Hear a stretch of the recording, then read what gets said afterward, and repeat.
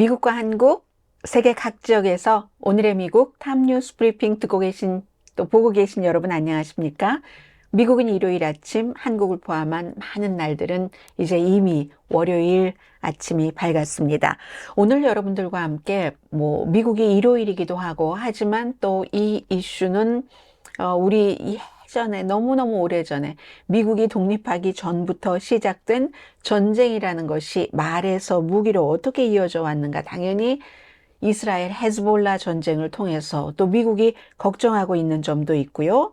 그런 점을 조금 보겠고, 그리고 거기서부터 시작을 해서 트럼프 후보 어제 선거 유세했고 해리스 후보도 마찬가지입니다. 노스캐롤라이나주의 마크 라빈슨이라는 부지사 현 주지사 후보와 얽힌 여러 가지 얘기들. 그리고 이제 해리스 후보의 경우는 글쎄 뭔가를 이제 구축을 한 것 같은 그런 느낌은 들거든요. 그런데 이제 공화당에서 해리스 후보를 공격하는 것 가운데 하나가 오늘 제가 조금 여유롭게 보통 때의 방송에서는 전해드리지 못할 수도 있었을 텐데 해리스 후보가 친자녀가 없는 것을 엄청나게 공격을 하는데 그게 과연 공격 포인트가 되는가? 여러분들 가운데서도 결혼을 안 하신 분들도 계시고 결혼도 안 했고 자녀 없으신 분들 아니면 두 번, 세 번 재혼을 해서 당신 아이 내 아이, 우리 아이 다 함께 살고 키우는 집들도 계시고 상당히 많은 가족들이 미국에도 있는데 세계에도 마찬가지지만 친자녀가 없다고 이게 비난할 거리가 되는가? 뭔가 통한다고 보기 때문에 하지 않겠어요? 그리고는 마지막에는 굉장히 트럼프 지지층이나 지지하지 않는 층이나 보면 좋을 지금 의회신문 더 힐에서 어제 오늘 가장 많이 읽은 기사거든요. 이분은 트럼프 후보를 거의 칭송하는 분입니다. 그런데 어느 정도로 칭송하냐면 내가 트럼프가 초대를 해서 골프장에 한번 가서 같이 골프를 치는데 트럼프는 천재야, 천재. 이런 분이 얘기를 하시는 건데 이번에는 침묵의 다수가 아니라 두려워하는 scared 된 그런 다수가 트럼프를 압승으로 이끌 것이다. 이 내용을 맨 마지막에 이분이 이제 세 가지 이유를 들어서 말했거든요. 그런 것들을 조금 전해드리겠습니다.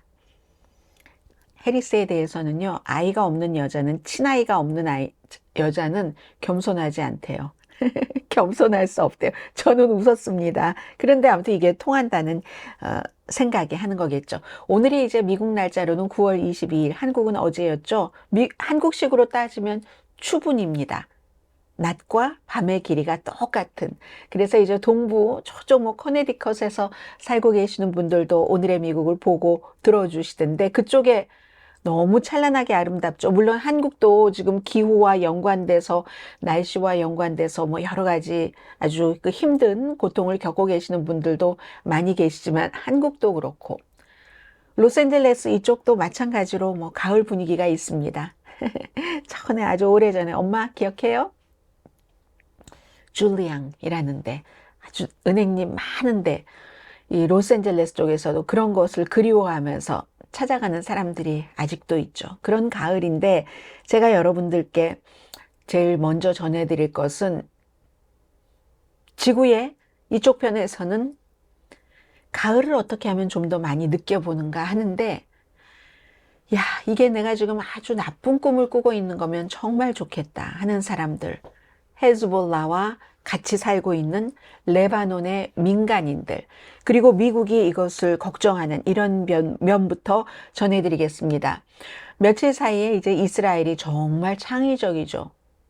페이저, 삐삐, 호출기, 워키토키, 휴대폰 모든 곳에 이제 폭발물을 심어서 이란이 지지하는 레바논의 민병대 헤즈볼라를 잡겠다 하면서 그게 터져서 민간인들이 엄청 많이 숨졌잖아요. 그리고 나서 어제 제가 미처 전해드리지도 못했는데 미국 날짜로 금요일경에는 이미 이제 이스라엘이 공습도 시작을 했고 미국이 수십 년 동안 엄청난 현상금을 걸고 있었던 헤즈볼라의 최고 사령관 그리고 또 다른 한 15명 정도의 사령관들도 공습으로 사망하게 했습니다. 이런 경우는요. 아파트먼트도 두 채가 가라앉았던데 민간인 사상자도 분명히 있는 거죠. 서로를 살해할 수 있는 공격 능력을 지금 이제 계속 인류가 처음부터 지금까지 이렇게 발전을 해오고 있는데, 제가 아침이라서 일요일 아침에 밥을 먹고 차를 마시고 그러면서 이제 생각을 해본 거예요. 원래는 이스라엘과 팔레스타인의 전쟁에 관해서는 여러 번 여러분들께 말씀드린 기억이 나는데, 인류가 말로 싸우다가 활의 시위를 나갔다 하죠. 그 다음에는 이제 막 뭐 창을 뚫고 막 기사들을 말에서 끌어내리고, 그리고는 이제 좀 조잡한 총이지만 총기가 등장을 하고, 모양을 갖춘, 기능도 갖춘 총과 그 단도 같은 것을 함께 썼죠. 이후에는 탱크가 나왔고, 미사일 다음엔 요즘 어떡합니까? 드론이잖아요. 드론으로 공격하다가, 야, 뭐 방어망 다 갖추고 하다가 다시 삐삐 호출기로 가는 거잖아요. 도대체 이 다음에는 지구상에서 어떤 일이 있을까? 공격 물체가 아니라고 생각을 할 수 있는 게 무엇이 있기는 있는 건가? 우리가 예전에 막 창으로 막 찌르고 이런 걸 보면, 야, 저거 너무 잔인해, 이렇게 얘기를 하잖아요. 그것이나 삐삐 공격이나, 미국과 이제 영국이 전쟁을 했을 때, 뭐 그 당시에 뭐 약간 동맹인데도 불구하고, 그럴 때 이제 막 라이플 같은 것으로 쏘고, 뭐 미국과 프랑스 뭐 이런 데 다 마찬가지잖아요. 프랑스의 저격수가 미국의 사령관을 막 살해하고 뭐 이런 전쟁들이 과거에 많이 있었잖아요.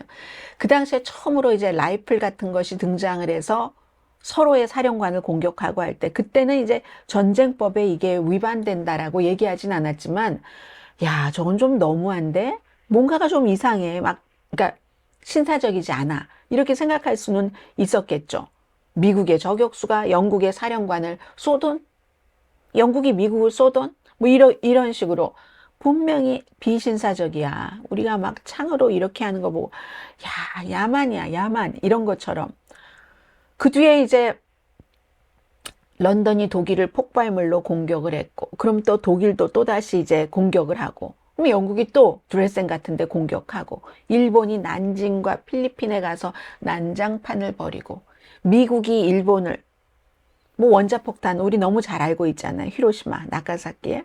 끊임없이 이후에는, 야, 이렇게 무기를 많이 써봤자 소용이 없구나 하면서 완전한 끝은 아니더라도 휴전 같은 것을 만들었고, 우리가 어느 정도 이걸 관리하자는 전쟁법, 쓸 수 있는 무기와 쓸 수 없는 무기, 또 무기를 민간인에게 써서는 안 되는 것, 군인들까지는 오케이, 이런 많은 것들이 반복이 되면서도 보복과 공격 이렇게 해왔습니다. 헤즈볼라가 공격만 당하지 않았죠. 이스라엘 어떤 부분 깊숙이까지 역시 뭐 미사일을 100발 이상을 발사했죠. 대부분이 이제 이스라엘에 의해서 요격이 되기는 했지만, 아무튼 기본적으로 이브라임 하킬이라는 최고 사령관, 미국이 1983년도였습니다. 그 당시에 이제 베이루트에 폭격해서 미국 사람들도 엄청나게 숨졌잖아요. 그때의 그 사람을 지금 이번에 이스라엘이 친 겁니다. 레바논의 의료진은요, 한국도 추석 겪으면서 엄청나게 걱정들을 하셨지만, 이렇게 여기저기서 폭발이 일어나고 사상자가 나오고 그렇지 않아도 레바논의 의료체계 엉망인데 우리 의료진의 한계가 왔다고 얘기를 합니다. 이스라엘은 여전히 레바논 남부 지역에 받았으니까 또 보복 공습을 하죠. 심지어는 이제 서한 지구에 있는 알자지라, 카타르의 본부가 있는 그 방송국을 급습을 해서요. 화면에 보니까, 비디오에 보니까 생방송 도중이에요. 생방송 도중에 뒤에서 살짝 오고 누군가가 방송 끝내라 하고 블랙아웃 하는 게 아니라, 생방송 도중에 이스라엘 군인들이 총칼은 아니에요. 총 들고 무장하고 마스크 쓰고 생방송 스튜디오에 등장을 했다니까요. 지국장이 이스라엘이 준 성명을 읽고 이 방송국을 45일 동안 폐쇄한다. 이후에는 그 이후에 결정을 하겠다. 일요일 아침에 생방송 중에 카메라도 압수하고 지국장도 결국은 질질 쫓겨나고, 그랬더니 이제 이 사람들이 입이 있고 생각이 있는 사람들이잖아요. 이스라엘이 전쟁의 역사를 지우려고 한다.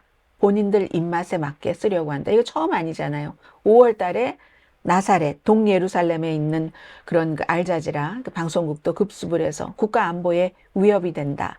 이렇게 얘기를 했죠. 이런 일이 있습니다. 이스라엘이 비난을 받는 이유를 조금 말씀을 드리겠습니다. 이게요, 왜 레바논의 헤즈볼라를 공격했는가? 처음 시작은 10월 7일에 이스라엘이 하마스로부터 야만적인 공격을 받고 하마스를 공격한다고 가자 지구에 폭격하고 많이 이렇게 하다가 그게 북쪽으로 올라간 거잖아요. 헤즈볼라로.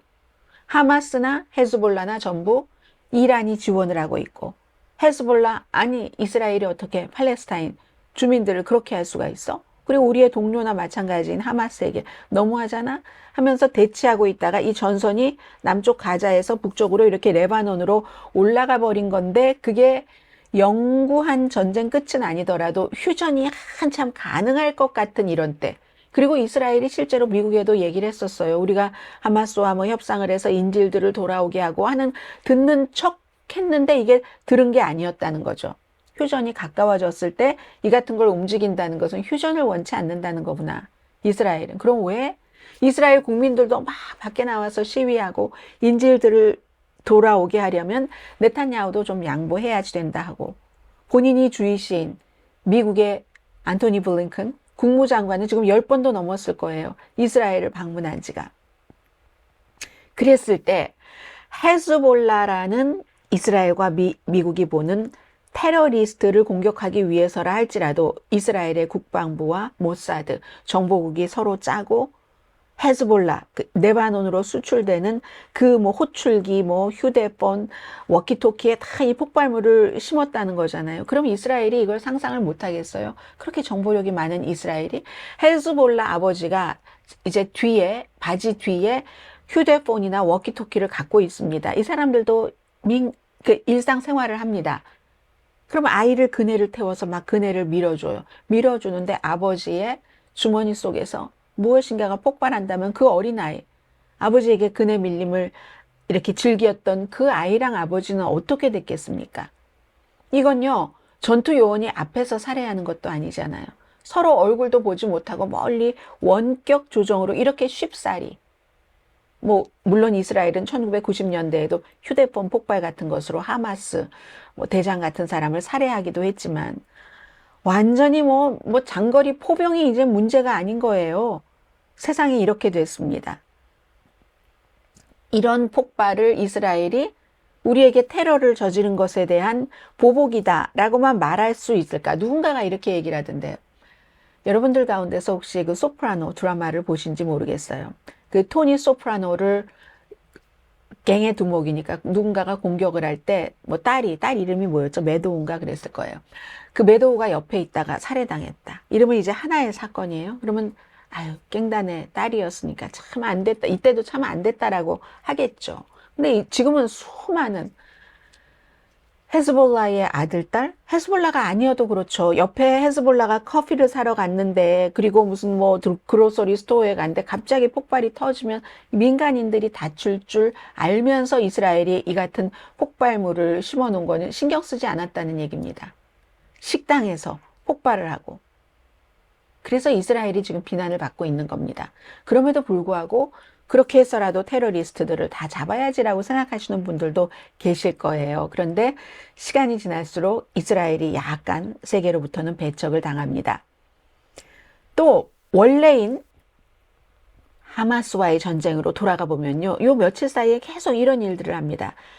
학교였는데 뭐 학교에 아이들이 다닐 수 없잖아요. 지금 팔레스타인 아이들이 가자 지구에서. 그 학교가 쉘터가 돼버렸습니다. 도피소, 대피소가 돼버렸는데 거기다 막 또 폭탄을 터뜨리는 거예요. 하마스가 있다면서. 그럼 하마스만 숨집니까? 그렇지 않잖아요. 그럼 가자 지구에서 4만 1,000명 이상이 숨졌는데 이스라엘에 의해서 10월 7일에 이스라엘 1,200명 숨진 것, 거기에 대한 보복으로 이렇게 4만 명 이상을 테러를 교환을 한다는 게 이게 공정한 건가? 그리고 생각을 해보면 수학 문제로 풀 수 있는 건 아니지만 공정하지 않다고 생각하는 사람들이 많지 않을까요? 저는 공정하지 않다고 생각하는 사람에 속하고요. 물론 이스라엘 뭐 주권이나 뭐나 이런 거 인정한다 할지라도 이건 방법이 너무 이상해요. 그리고 절대로 이게 가라앉지 않는다니까요. 우리가 그 활과 시위에서 지금 드론을 거쳐서 다시 페이저 공격으로 간 것처럼 하마스나 헤즈볼라는 또 다른 방법을 찾아내겠죠. 미국의 걱정이 이래서 있는 겁니다. 이게 지금 전면전으로 가는 것 아니야? 이스라엘은 다 명분은 세워놓고 공격을 하죠. 뭐라고 얘기하냐면 그 헤즈볼라 쪽 이쪽으로 뭐 전쟁이 이어질지도 모르고 위험한 지역인데 뭐 이스라엘 사람들을 다 이렇게 좀 뭐라고 하나요? 다 뭐 제대로 안전한 곳으로 뭐 대피하기 위해서 확대를 통한 긴장 강화. 이거 말하자면 핵 억지력과 비슷하다는 얘기예요. 뭔가를 강한 것을 해서 더 번지지 않도록 한다는 뭐 그런 얘기를 하고 있는데 이스라엘 난민을 레바논 국경에 있는 사람들을 안전한 자신들의 집으로 돌려보내려고 그런다. 근데 이게 목표가 달성되기도 쉽지 않을 뿐더러 꼭 그 의도였는가? 그 의도를 잘 모르겠다고 하는 사람들이 많습니다. 꼭 이스라엘의 국가 안보를 위협하는 테러리스트만을 위한 공격인가? 아니면 국내 사정, 정치적인 것을 고려를 해서 벤자민 네탄야후가 잔머리 쓰는 것이냐? 미국의 관점에서는 또 대부분의 많은 무기가 가자지구나 뭐 헤즈볼라 공격하는 거나 미국산이 많잖아요. 미국에서 지원하는 것도 있고 미국에서 이스라엘에 파는 것도 있고 그럴 때 이스라엘은 방어용으로 쓰라고 한 무기지 공격용으로 쓰라고 한 무기는 아니다라고 계속 이제 강조를 하고 있죠. 그럴 때 이렇게 보면은 일종의 이건 배신 아니야? 미국에 대한 이런 생각을 할 수도 있고요. 또 세계의 많은 사람들은 이스라엘이 말로는 평화를 외치지만 평화로운 민족이 아니네. 물론 지도자를 얘기를 하는 겁니다. 그 같은 결정권을 가지고 있는 지금 그렇게 해서 일요일 아침에 창과 뭐 방패부터 시작을 해서 페이저, 워키토키까지 생각을 해봤습니다. 자, 그리고 이제 다시 미국 선거로 돌아오면은 노스캐롤라이나주에 살고 계신 분들 안녕하세요. 노스캐롤라이나주가 지금 아주 핫 이슈가 되는데 앞으로도 한동안 그럴 것 같습니다. 노스캐롤라이나주는요, 민주당으로서는 버락 오바마가 2008년도에 최근 역사에서는 한 번 거기서 이제 더 많은 표를 받았던 곳입니다. 그런 걸 보면은 대통령 선거에서는 트럼프 후보도 노스캐롤라이나에서 이기지 않고는 270표라는 선거인단을 갖는 게 쉽지 않겠구나 하는 것을 짐작을 해볼 수 있는 그런 정도거든요. 당연히 경합주로 분리가 되고 어제 트럼프 후보가 그곳에서 딱 그 연설 같은 것을 하면서 윌밍턴에서 만들어진 모든 일자리는 전부 불법 체류자들이 다 가져가 버렸다. 이건 뭐 거짓이라는 건 분명하겠죠. 모두라고 했으니까. 모두 다 어떻게 불법 체류자가, 불법 이민자가 그 일자리를 가져가겠습니까? 조금 트럼프 후보가 초조해졌다는 것을 뜻합니다. 며느리 라라 트럼프, 공화당 전국위원회 공동의장, 여기서 태어나서 자랐습니다. 거기서 연방 상원의원 하려고 하다가 딱 주판 이렇게 해보니까 절대로 안 돼서 포기했었잖아요. 그리고 어린 아이들을 이 정치 연단에 등장을 시키더군요. 그런 경우 있죠. 이럴 때는 승리해서 나중에 승리입니다 하는 그런 것을 얘기할 때의 가족 모임이지 선거 유세, 이렇게 치열한 선거 유세에서 5살, 7살 라라 트럼프와 본인의 둘째 아들 에릭 트럼프 사이에서 나온 아이들이잖아요. 아이들을 무대에 올리면서 우린 노스캐롤라이나주와 이렇게 가깝다 하는 것을 보여준 겁니다. 자동차 보험금 반으로 줄여드릴게요. 방법은 말하지 않았습니다. 그리고 이게 바로 마크 로빈슨이라는 노스캐롤라이나주의 주지사 선거에 출마하는 현 부지사가 트럼프 후보의 엄청난 지지를 받아서 그야말로 여기까지 정치적인 데서 여기까지 왔는데 엄청난 이야기들을 아프리칸 아메리칸이면서도 나는 블랙 나치다. 내가 백인이었다면 KKK단에 가입했을 텐데 자격이 안 돼서 KKK단에 가입하지 못하네. 마틴 루터킹 주니어 보러 공산주의자라고 했어요. 그렇게 욕한 사람입니다. 물론 트럼프는 이 마크 라빈에게 2배, 마틴 루터킹 주니어의 2배, 스테로이드를 맞은 마틴 루터킹 주니어, 흑인이니까 그렇게 비유를 했죠. 이 사람은 마틴 루터킹 주니어에게 공산주의자라고 하는데 왜냐하면 민권운동 한다고. 세상이 공정해야지 된다고. 그런 얘기를 했기 때문에. 그리고 심지어는 노예제도에 대해서 칭찬했잖아요. 나도 몇 개 산다. 이런 얘기. 어제는 트럼프 후보가 마크 로빈슨을 언급하지 않았습니다. 마크 로빈슨 무대에 등장하지도 않았습니다. 이 사람이 지금 노스캐롤라이나주라는 곳에서 대통령 선거뿐만이 아니라 많은 것을 새 위험이 될 수도 있고 또 아닐 수도 있겠죠. 원래 공장 근로자였어요. 가난하게 힘들고 학대 같은 것이 많은 집안에서 자라나서 가구 공장의 근로자로서 일을 하다가 2018년도에 유명해집니다. 총기에 관한 일종의 연설로. 총기 규제가 평범한 시민이 자신이 위험에 처했을 때 스스로를 지키고자 하는 안전보호장치의 위협이다. 이렇게 얘기를 해보니까 총기협회에서 당장 이사로 만들었고요. 그때 부지사 선거에 출마했습니다. 당선이 됐죠. 그리고 지금 주지사 선거에 가겠다고 하는 거거든요. 이 사람이 이제 무슨 누드 아프리카라든가 여러 개의 포르노 웹사이트에 막 글을 쓴 거, 포르노적인 것은 제가 어제 말씀드렸으니까 부연 안 하겠고요. 그런 것에 막 글을 쓰기도 했지만 평소에도요, 코비드를 뭐라고 얘기했냐면 트럼프가 좋아하는 이유입니다. 트럼프를 파괴하려는 글로벌리스트들의 음모다. 코비드라는 것을 일으켜서 경제가 위축되고 트럼프를 힘들게 하려는 그런 음모라고 얘기를 했고, 성전환자와 소수자, 동성애자에 대한 그 비난을 엄청나게 많이 했는데, 구덕이다, 팔이다, 소똥이다. 다 최근에 한 얘기들입니다. 그러면서 본인은 복음주의 기독교인이라고 얘기를 하고, 본인이 그 같은 말들을 그 포르노 사이트에다가 썼다는 것은 다, 거짓이라고, 타블로이드식의 거짓말이라고 얘기를 합니다. 물론 어떤 사람들은요, 노스캐롤라이나주에서 그 사람이 그럴 리가 있겠어? 더 많이 기부해야지 되겠네? 트럼프랑 똑같은 거예요. 이런 경우는. 그런데 이제 거기도 노스캐롤라이나주에서 마음을 결정하지 않은 무당파 유권자들이 중요하기 때문에 무당파 유권자들이 설마 그러기에 하겠어 하면서 돈을 더 기부해야 되겠네? 그리고 돈을 더 기부해야 되겠네 하는 사람들은 그러면 어때? 그게 무슨 상관이야? 난 저 사람 정책이 마음에 들어. 낙태는 절대 안 된다며. 12주까지 성공했고 이거 6주로 가고 절대로 이제 앞으로 노스캐롤라이나 주에서는 강간을 당해도 근친상간이어도 낙태는 할 수 없게 할 거야. 이런 게 좋으니까 나는 그냥 투표하면 되는 거야 라고 생각할 사람들도 있겠죠. 그러나 그리고 또 설령 여러 가지 포르노에 관한 문제는 그건 집에서 부부가 해결할 문제지 이런 얘기를 하고요. 그러나 많은 사람들은 쓰레기통 속에 불이 들어있으면 어떻겠습니까? 저 사람은 지금 쓰레기통 속에 들어있는 불, fire다 이렇게 얘기하는 사람들도 있고요. 공화당을 그래도 이건 너무하네 싶어서 집에 있게 하고 민주당 유권자 투표율을 높일 가능성도 있다라고 보기도 하지만 아직은 알 수가 없습니다. 아직 일주일도 채 되지 않았기 때문에 분명한 것은 조시 스타인이라는 노스캐롤라이나주에 살고 계신 분들은요, 노스캐롤라이나주 역사상 최초로 유대인 주지사를 맡게 되실 겁니다. 지금 민주당의 검찰총장이고요. 만약에 마크 로빈슨이 이번에 트럼프의 지지를 열렬히 받으면서 당선됐다면 노스캐롤라이나주에서 첫 번째 흑인 주지사가 됐을 겁니다. 근데 이건 물 건너간 것 같고 조시 스타인이 첫 번째 유대인 주지사가 될 것 같고요. 그러니까 조시 스타인이 하는 얘기예요.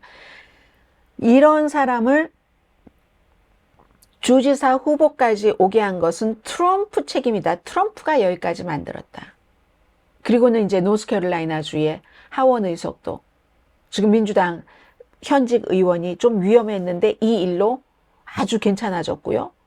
이런 일들이 이제 트럼프 주변에서는 있었고요. 하긴 공화당은요, 지금 하원도 그렇지만 상원도 원래 상원에서는 민주당이 다수당을 뺏길 것이다. 왜냐하면 기본적으로 웨스트 버지니아에서 민주당이었었던 조 맨슨이 당적도 나오면서 여기에 재선에 안 나겠다 하니까 그동안 그쪽 지역이 공화당 성향이 강하지만 민주당이 갖고 있던 자리였기 때문에 거기 그냥 민주당으로 넘어가는 것으로 봅니다. 보는데 그리하여 이제 무당파랑 무소속이랑 합쳐서 49대 51 이렇게 됐었는데 노스캐롤라이나주에 테드 크루즈라는 텍사스의 테드 크루즈가 지금 위험하다고 하거든요. 그래서 그러면 하원도 상원도 민주당은 바라볼 수 있게 된 거죠. maybe 대통령까지도 캠페인 아무튼 별로 그렇게 아주 대단히 성공하는 것 같진 않아요. 물론 기반에서는 굉장히 성공합니다. 많은 사람이 가서 공화당 기반에서는 트럼프의 연설을 듣고 좋아하고 웃고 하긴 하거든요. 토론 자체는 이제 트럼프 후보가 안 한다고 했고요. 카멜라 해리스가 토론하자 하고 CNN에서 얘기한 10월 23일 하자 했더니 too late. 뭐 지금 이미 투표도 시작했는데 무슨 뭐 토론을 또 해? 이렇게 얘기하면서 그리고 난 할 필요가 없어. 토론이라는 것은 한번 해보고 나서 진 사람이 하자고 그런 거야. 그걸 다시 본인이 이겨보려고. 나는 엄청나게 이겼거든. 트럼프 후보가 한 얘기입니다. 그렇기 때문에 할 필요가 없다. 이런 일들이 있고 아직도 트럼프 후보에게 악몽이 많죠. 프로젝트 2025가 선거에 가까울수록 이게 트럼프 후보가 재선이 되면은 미국을 어떻게 바꾸게 하겠다는가. 공화당에는 아무 상관없어요. 그러나 저러나 트럼프를 지지할 것이니까 무당파 사람들에게 아주 무시무시한 얘기가 많이 담아있는 이것도 트럼프에게는 별로 좋지 않은 것 같고요. 주식시장이 5년 만에 처음으로 9월 달이 좋았습니다. 이번에. 이자율도 인하됐죠. 노동시장에 도움이 되겠죠. 모기지 이자율도 어차피 낮아지니까 사람들 심리도 그렇고 뭐 아마 이번 주에 오픈하우스 집 보러 다니시는 분들 많으셨을지도 모르겠습니다.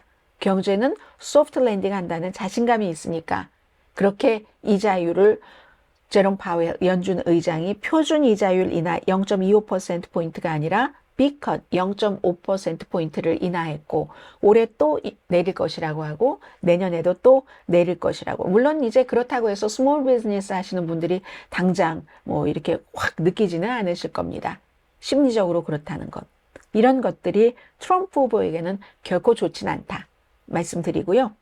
자, 지금부터는 해리스 후보에 관한 것 약간 브리핑 해드리고 이슈 하나 또 전해드리고 싶었던 트럼프 후보에 관한 마지막 것을 말씀을 드리겠습니다.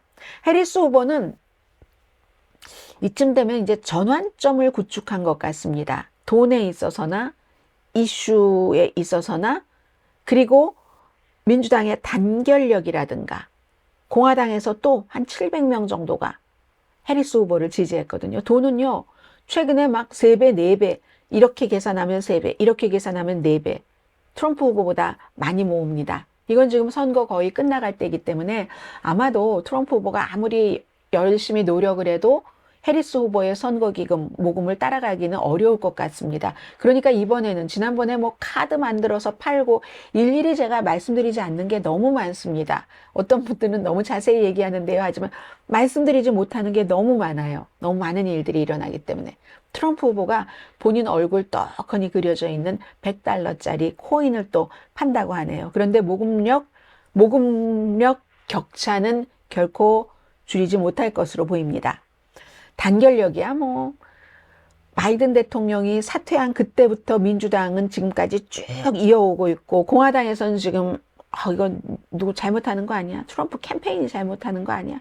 왜 이슈에 집중하지 않고 해리스 뒤만 쫓아다니면서 공격을 하지 등등 내부에 문제가 있잖아요. 근데 민주당은 그때부터 지금까지 더군다나 최근에 젊은 유권자 등록이 엄청나게 늘었다고 하거든요. 그 사이에 공화당은 계속 뭐 강아지와 고양이를 IT 이민자가 훔쳐먹니 어쩌느니 저쩌느니 이런 얘기만 했고 물론 민주당 해리스 그 안에도 문제가 있겠죠. 처음부터 이 캠페인을 바이든이 이어왔으니까 바이든 쪽에서 일했었던 사람 본인 아래서 일했었던 사람, 오바마 아래서 일했던 사람 세 개의 그룹이 겹쳐져 있고 특히 바이든 후보 쪽에서 온 사람들이 많겠죠. 지금까지 후보를 이 캠페인을 진행해 왔으니까. 그런데 이 사람들이 이겼으면 좋은데 지금까지는 아무리 바이든 후보의 나이 때문이라고 할지라도 졌잖아요. 졌으니까 사실은 싹 많이 빼내는 게 상식일 텐데 해리스 후보가 바이든 후보를 그렇게 물러나게 하고는 바이든 사람들을 챙기지 않는다는 건 힘든 일이죠. 그래서 이제 그에 따른 여러 가지 내분도 있을 겁니다. 그러나 민주당의 그 같은 것은요, 공화당의 어떤 그 어려움 같은 것에 비하면 조족지혈입니다. 공화당은 지금 아예 공화당의 보수들은 한인분들도 그런 걸 느끼시는 분들이 많으실 거예요. 트럼프의 당은 더 이상 우리 공화당이 아니다. 리즈 체니도 딕 체니의 딸도 얘기를 하더군요. 아마 공화당 보수는 새로운 당을 만들어야지 될 것이야. 이런 얘기를 이미 하고 있는 정도의 민주당은 이제 딱 단결을 한다. 그리고 이슈도 낙태 금지로 굉장히 트럼프 후보를 밀어붙이잖아요. 어제 조지아주에 가서. 결국은 낙태법이 너무 강해서 숨진 2명의 여성에 대해서 언급을 했고, 예를 들어서 이제 약물로 그 낙태를 했는데 합병증을 앓고 있는데 치료를 제대로 받을 수가 없는 겁니다. 법에 따라서. 그래서 28살 숨진 그런 그 여성에 대해서도 말하고 뭐 이랬거든요. 그리고 이제 해리스를 지지하는 공화당들이 다른 어떤 때도 약간 공화당에서 이탈해서 민주당 지지하는 경우가 있는데 이번엔 훨씬 많습니다. 처음에 우선 한 200명 정도 트럼프의 예전의 스텝을 포함해서 그런 사람들이 했고, 그리고 이제 딕 체니와 딕 체니의 딸, 또 며칠 전에는 한 100명 정도의 이 국가 안보 전문가, 그리고 오늘은 지금 700명도 넘습니다. 역시 국가 안보 관계자들, 예를 들어서 은퇴한 육군소장 마이클 스미스. 토론에서 딱 봤더니 트럼프가 너무 자질이 없더라. 그리고 무섭도록 권위주의적이다. 이런 얘기를 했습니다. 233명이 700명 가운데서 장군이고요. 군장교도 포함되고 사성 장군이 15명, 10명은 전직 장관, 10명은 뭐 국토안보부나 무슨 뭐 국방부 되겠죠. 공화당 행정부에서 아무튼 일했던 그런 그 국가안보 전문가들이 그렇게 얘기를 하면서 두 가지를 얘기를 합니다. 국가안보 때문에, 또 민주주의 때문에. 이렇게 좋습니다. 여론조사는 여전히 똑같습니다. 7개래요. 7군데 경합주에서 결국은 약 300만 명 정도가 마음을 결정하지 않은 거거든요. 미국 유권자가 뭐 1억 3천 몇백만 명인데 그 가운데서 300만 명 정도가 결정을 하게 될 텐데, 트럼프에 대해서 굉장히 그 나라를 분열시킨다고 실망하는 사람들, 이 사람들 가운데는, 그러나 그렇다고 해리스도 아직까지 왜 내가 해리스에게 투표해야지 되는지 뚜렷한 감동이나 설득을 당하지 못했다, 이렇게들 생각들을 한답니다. 기쁨의 메시지? 그거 좋은데, 그래서 어떻게 나를 기쁘게 해줄 텐데? 뭐 이런 것 있잖아요. 그러나 또 어떤 사람들은 2명의 고집센 노인들로부터 벗어나는 것으로만으로도 굉장히 상쾌한 공기야, 이렇게 생각하는 사람도 있고요. 여론조사는 여론조사 기구마다 다르고 약간 해리스 추세고, 그러나 거의 어느 지역에서나 오차 범위 안에서 서로들 승리를 한다. 자, 해리스 후보가 생물학적인 자녀가 없다고 비난하는 게 이게 공화당 지금 전략이거든요. 겸손하지 않습니다. 해리스 후보가 국가 미래에 대해서 아무런 정말 보탬이 안 됩니다. 그게 자녀가 없어서 그렇다는 거예요. 본인이 난 자녀가 없어서. 해리스와 자녀 없는 여성들은 또 이렇게 자녀를 낳는 여성들을 얕잡아 보고 있다. 그런가요? 여러분 그러세요? 자녀 없으신 분들? 아무튼 이게 지금 띠이거든요. 공화당에. 그러니까 카멜라 해리스는 뭐 본인이 한 일이라든가 말 때문에 공격을 받는다기보다도 지금 무슨 인종, 본인이랑 아무 상관이 없는 거잖아요. 그리고 본인에게 없는 것, 자녀 없는 것. 이게 이제 지금 59세니까 결혼한 지 10년쯤 됐으니까 40대 후반인가요? 50살쯤인가요? 뭐 이런 때 결혼을 했었을 때 남편은 이미 한 번 결혼을 했고 이혼을 했고 아들, 딸이 있었고, 그럼 그 아이들이 지금 20대 하고 아들이 한 30살인가 그 정도 되거든요. 아무튼 10대, 20대를 같이 지낸 거예요. 생활을 하면서. 그러니까 생물학적인 자녀는 없지만 그때 뭐 이미 무슨 아이를 낳겠어요. 늦게 결혼을 했는데. 그러니까 생물학적인 것은 없지만 아무튼 뭐 자녀가 없는 건 아니에요. 스텝마더잖아요. 근데 그 친자녀가 없다는 것 때문에 공격을 받고, 며칠 전에 트럼프 후보가 알칸소 주지사인 본인의 이제 백악관 그 대변인이었었던 세라 허커비 샌더스, 아버지는 알칸소주의 주지사였고 복음주의 목사였고요. 딱 트럼프 후보에 비하면은 세라 허커비 샌더스가 젊잖아요. 이렇게 얘기를 했거든요. 그 연단에서. 본인이 자녀가 3명인가 봐요. 3명이 내가 정치를 할 때 가지고 있어야지 될 겸손함을 내 아이들이 줬다. 제 아이들이 저를 겸손하게 만들었다니까요. 불행하게도 카멜라 해리스는 그를 겸손하게 만들어줄 아이가 한 명도 없어. 아이가 왜 한 명도 없습니까? 스텝마더, 스텝파더, 모든 스텝마더, 스텝파더들을 모욕 주는 얘기라는 거예요. 제가 지금 이걸 말씀드리기 위해서 그 앞에 왜 아이가 한 명도 없습니까? 라고 말씀을 드린 것이고요. 키우는 거 더 힘들죠. 그래서 친자녀가 없기 때문에 이렇게 공화당이 여러 사람이 지금 비난하잖아요. J.D. 벤스 부통령 후보부터. 그 참 나라의 인구는 점점 줄어드는데 인구를 증가하는데 기여하진 않고 아이는 없는 고양이 레이디 이렇게 시작해서 이제 쭉 이런 정도면 이제 아 공화당의 띠이구나 이걸 알 수가 있거든요. 그러니까 남편이 덕 엠호프가 뭐라고 얘기하냐면 아니 주지사 정도의 리더십에 있는 사람이 그런 얘기를 하는 것은 시대에 뒤떨어진 얘기를 하는 것은 끔찍합니다. 콜 아들 엘라 뒷바라지하고 정치하면서도 엘라에게 전화하면 먼저 전화를 받고 하는 게 내 와이프인데 아니 친자식이 있어야지만 겸손할 수 있다고요? 그리고 여자들은 반드시 겸손해야지 된다는 얘기고 겸손한 거 좋은 거지만 뭐 아무튼 이런 식으로 비난을 하고 그리고 이게 미국인 거예요. 그 콜과 엘라의 친어머니 있죠? 이 현재의 세컨 젠틀맨의 첫 번째 와이프 이혼한 커스틴 에모프 뭐라고 얘기를 하냐면 카밀라 해리스는 평생 국민을 위해서도 일했고 모든 그 가족을 위해서 일했습니다. 그 정도 하면은 꽤 겸손해집니다. 이렇게 얘기를 했습니다. 그리고 이 커스틴 에모프가요. 그 민주당 전당대회 때 카멜라 해리스 후보가 후보 수락한 연설하는 날 온 거 보셨어요? 같이 가족끼리 이혼했잖아요. 이혼하고 새로 자신의 전 남편과 살고 있고 하는데 아이들이랑 다 같이 와서 카멜라 해리스 그 후보 수락 연설할 때 엄청나게 박수 쳤거든요. 그게 미국입니다. 아무튼 고양이 레이디를 얘기하는 그런 남자들은 이게 다 남녀 간의 어떤 문제가 이슈가 있는 거거든요. 말하자면 여성이 또 아이를 낳지 않을 때 여러 가지 이유가 있겠죠. 개인의 선택이 있겠죠. 선택도 있고 도저히 낳고 싶어도 낳을 수 없는 사람들도 있을 텐데 여성들이 아이를 낳고 밖에 나가서 돈을 벌고 하면은 잘못하다가는 남편이 집에서 애완동물, 고양이나 돌봐야 될지도 모른다. 이제 이런 것까지도 다 시사하는 겁니다. 재수없어 하는 게 페미니즘이 재수없어 이렇게 얘기하는 것도 되고 그리고 뭐 여성들이 아이를 낳고 낳지 않고 결혼을 하고 결혼을 하지 않고 또 이혼을 하고 스텝 아이들을 갖고 하는 것이 다 뭐 페미니즘에 누가 잣대를 맞추고 생활하는 것은 아니라고 뭐 저는 여성으로서 그런 생각은 드네요. 모성애가 많은 사람들을 모든 여성들은 존중을 합니다.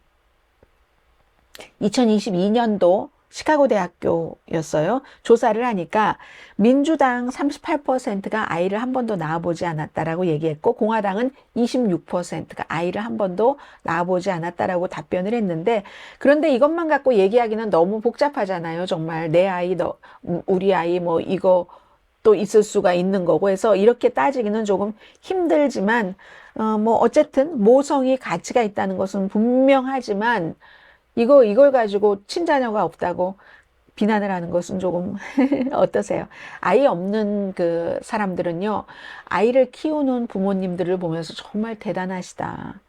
야, 저렇게 힘든데, 나 하나 컨트롤하기도 힘든데, 어떻게 저렇게 자기 의견들도 많고 하는 아이들을 훌륭하게 저렇게 키우실까 이렇게 생각을 합니다. 아마 그러실 거예요. 아이 없으신 분들 어떠세요? 그리고 또 결혼하지 않은 사람들은 결혼한 사람을 보면서 야 어떤 땐 나도 내가 이렇게 밉고 나에 대해서도 참아야 되는 일이 있는데 결혼 생활이라는 것 자체가 참을 일이라면서요. 예를 들어서 모든 사람들이 얘기를 할 때 그렇다면은 그런 사람들을 결혼 안 한 사람들은 존중합니다. 뭐 다른 거는 몰라도 뭐 회사 생활할 때 저 사람이 저것도 나쁘고 일도 못하고 맨날 뭐 좋은 일은 다 본인이 했다고 하고 막 공치사만 하고 참 별로야 그런 면에서 그런데 아주 부부 생활 좋게 잘하고 살잖아요. 그럼 그것만으로도 굉장히 존중하거든요. 그래서 지금 해리스 후보에 대한 그 같은 그 비난은 저는 글쎄요 여자로서 그게 많은 여성들이 거기에 공감을 할까 하는 생각은 드는데 이런 점이 지금 공화당의 문제라는 겁니다. 이슈를 파고 들어가야지 되는데 해리스 후보가 생물학적인 자녀가 없다고 겸손하지 않아? 네. 자, 그리고 마지막입니다. 오늘도 조금 길어졌네요. 겁먹은 다수가 트럼프에게 압승을 안겨줄 것이다. 이건요, 과거에 무슨 뭐 엄청난 무슨 직책을 가지고 일했었던 분은 아닌데, 더글라스 맥케이넌이라는 이분은 팍스 텔레비전에 많이 나오시는 분이에요. 트럼프 엄청 좋아하는 분이시고, 그래서 이분이 쓴 글인데 무척 아주 클리어하게 왜 겁먹은 다수가 트럼프에게 압승을 안겨줄 것인가에 대한 오피니언을 싣고 있습니다. 예전에 많은 공화당은 침묵의 다수를 얘기를 했는데 거듭거듭 예측하고 틀렸는데 침묵의 다수는 아주 민주당의 정책을 엄청 싫어하기 때문에 이번에는 침묵의 다수가 뭔가를 답할 거야. 트럼프 때 그랬잖아요. 이게 뭐 샤이 트럼프 이렇게도 말할 수 있는 것 아닌가요? 그런데 예전에 침묵의 다수는 은밀한 모드였는데 왜냐하면 트럼프가 당선되기는 했어도 이 파퓰러 보트, 일반 유권자들 보트 표에서는 지난 8번의 선거에서 7번이 민주당이 다 이겼습니다. 힐러리 클린턴도 이겼다니까요. 알고도 이겼다니까요. 그런데 선거인단, 아직도 미국의 시골에 보면 지도를 펴놓고 파란색, 빨간색 칠하면은요, 파란색 별로 많지 않아요. 그런데 항상 선거하고 보면 훨씬 숫자가 많고, 왜냐하면 해안선, 동부, 서부 해안선과 도시를 중심으로 돼 있잖아요. 인구가 많은 곳이니까. 그리고 시골은 인구가 별로 없어서 거의 빨간색인데도, 그런데도 선거인단에 유리하기 때문에 이렇게 공화당이 나온다는 이런 얘기를 합니다. 이분은 어린 시절도 굉장히 가난하게 지냈고 지금도 정규적으로 서로 이제 연락하고 하는 사람들은 가난한 대부분 노동계층이나 그 이하라고 얘기를 합니다. 그런데요, 그런 사람들 생각을 얘기를 해주는 겁니다. 사치하고 무슨 뭐 정치계, 학계, 헐리우드의 무슨 뭐 엘리트라고 얘기하는 그런 엘리트들은 눈치채지 못하겠지만 내가 지금 늘 대하는 미국인들은 그 어느 때보다 두려워하고 있다는 얘기입니다. 미래는 물론이고 현재에 대해서도 본인이 정기적으로 통화하고 만나고 하는 사람들은 이 정도로 상황에 대해서 두려워한 적이 없다고 얘기를 하고 있거든요. 특히 이제 경제적인 데에서 이런 것을 위험 신호가 온다는 것을 탄광의 카나리아라고 하잖아요. 미국 말로. 그 탄광의 카나리아 넘버 원 얘기를 하면서 민주당이 과거에 가난하고 힘이 없는 사람들의 당이었다고 하는데 지금은 엄청나게 부자, 기술, 대형 제약회사, 재벌 이런 특수 이익 집단의 당이다.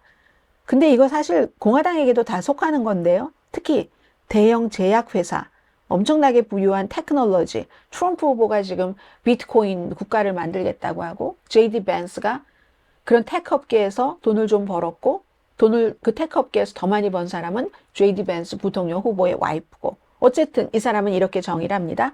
민주당은 완전히 길을 잃어서 주로 대학 교육을 받은 사람들, 도시에 사는 부자에게 그들의 언어로 말을 하는데 그 어조가 거만하고 가부장적이다.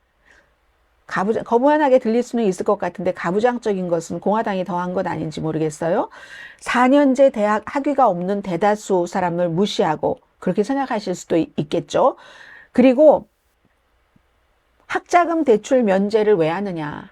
우리는 대학 교육도 받지도 못했는데 대학 교육을 받은 사람에게 이렇게 무료로 주고 진정한 개혁에 대한 구체적인 그런 것을 제시하지 않는다. 그런데 국가의 다수인 이 노동계층은 멍청하지 않습니다. 노동계급, 이런 사람들, 어떤 뭔가를 박탈당한 유권자로 살아남으려면 똑똑해야지 살아남는 겁니다. 이 많은 사람들이 미국의 정치 게임을 충분히 이해하고 그리고 그 정치 게임에서 대가를 치르고 있는 사람들이 자신들이라는 걸 너무 잘 압니다. 이겁니다. 민주당의 엘리트들을 위해서, 부자를 위해서 일한다. 두 번째, 탄광의 카나리아는 도널드 트럼프에 대한 지금 이제 그 팀스터가 지금 30년 만에 처음으로 팀스터 차원에서의 민주당 후보 지지를 안 했잖아요. 그게 이제 위험 신호, 두려워하는 사람들이 트럼프에게 몰려나가서 압승시킬 것이라는 얘기입니다. 왜 그랬을까요? 왜 그들이 지지를 하지 않았을까요? 그 멤버의 거의 60%, 한 60%, 50% 정도 봅니다. 정말 두려움에 사로잡힌 미국 노동계급이 해리스보다 트럼프에게 투표할 것이라고 밝혔기 때문에 그 지도부에서 공식적으로 민주당 대선 후보를 공식 지지할 수가 없었습니다. 또 여기서 주목할 점은 바이든이 나왔을 때는 트럼프가 바이든에게 뒤졌었는데 44대 36 정도 그 멤버 사이에서 지금은 해리스를 보면 볼수록 덜 좋아한다. 이건 아마 이렇게 생각하시면 될 것 같아요. 해리스를 더 싫어한다기보다는 바이든이 엄청나게 민주당 중에서도 친노조 대통령이었습니다. 미국 대통령 가운데서 노조가 파업할 때 파업하는 현장에 나와서 피켓 시위를 들고 같이 파업을 동참했던 대통령은 바이든밖에 없었습니다. 아무튼 그런 것이요. 그런데 이 멤버들은 이분의 얘기로는 해리스가 실제 인터뷰를 하거나 각본 없는 기자회견하는 것을 거부한다는 것을 알았을 때, 야, 이거 안 되겠네 싶기도 했고, 뭔가를 숨기고 있다, 두렵다, 뭐 이런 얘기를 한다는 겁니다. 그리고 세 번째, 이게 굉장히 중요한 것 같아요. 세 번째, 탄광의 카나리아 위험 신호는 CBS가 스윙 스테이트 네바다에 있는 여러 그 식당을 방문해서 사람들에게 물어봤더니 해리스 후보에게 지지한다는 사람은 한 명뿐이었다는 것 아니겠어요? 그리고 나머지는 트럼프 후보에 대해서 정말 흥분했다. 이거는 CBS만 그런 게 아닙니다. 파이낸셜 타임즈가, 저는 이 기사 보고 CBS가 파이낸셜 타임즈를 카피했구나라고 생각을 했거든요. 왜냐하면 그 파이낸셜 타임즈가 며칠 더 먼저 이 내용을 보도를 했었습니다.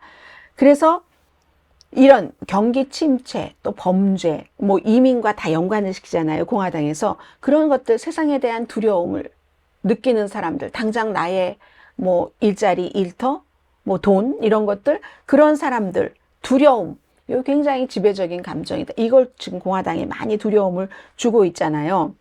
그리고 이민에 대해서 말하자면 연방준비제도의 제롬 파웰 의장이 실업률이 늘어나는 원인을 이런 수백만 명의 사람들이 노동시장에 참여하게 되면, 그런데 일자리는 10만 개만 창출했다면 실업률이 상승할 것이다. 여기서 이제 그 수백만 명이라고 얘기하는 것은 이제 뭐 불법 체류자 이런 것들도 얘기를 한다는 겁니다. 그렇게 됐는데 창출된 일자리는 10만 개다 하면 실업률이 상승을 한다, 이런 건데, 이 사람 얘기는 결론만 아시면 될 것 같습니다.